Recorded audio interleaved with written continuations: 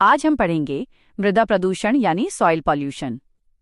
ये topic prelims और mains दोनों के लिए बेहद जरूरी है क्योंकि इसका सीधा संबंध फूड सिक्योरिटी, मानव स्वास्थ्य, ग्राउंड वाटर क्वालिटी और क्लाइमेट चेंज से जुड़ा हुआ है। सबसे पहले जानते हैं क्यों न्यूज में है। आज भारत में मिट्टी की गुणवत्ता लगातार गिर रही है। इसके पीछे मुख्य कारण है chemical farming, industrial waste, plastic pollution और ठोस कचरे का गलत प्रबंधन। इसके कारण जमीन की उपजाऊ शक्ति कम होती जा रही है और कृषि उत्पादकता पर भी असर पड़ रहा है। अब समझते हैं मृदा प्रदूषण का अर्थ क्या है। जब मिट्टी में हानिकारक पदार्थ मिल जाते हैं और मिट्टी की उर्वरता, जल धारण क्षमता, जैव विविधता और फसल की गुणवत्ता घटने लगती है तो इसे सॉइल पॉल्यूशन कहते हैं। अब इसके मुख्य कारण समझिए। पहला और सबसे बड़ा कारण है रासायनिक उर्वरकों और कीटनाशकों का अत्यधिक उपयोग।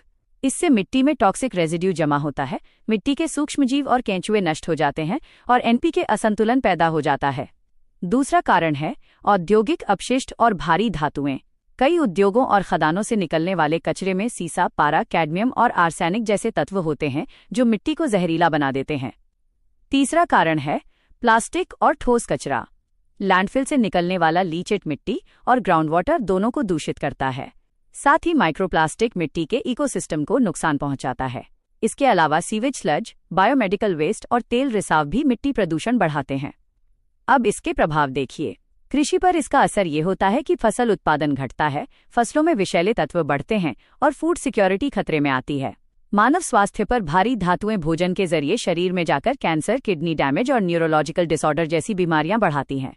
पर्यावरण पर असर ये होता है कि मिट्टी की कार्बन सिक्वेस्ट्रेशन क्षमता घटती है और क्लाइमेट चेंज की समस्या बढ़ती है।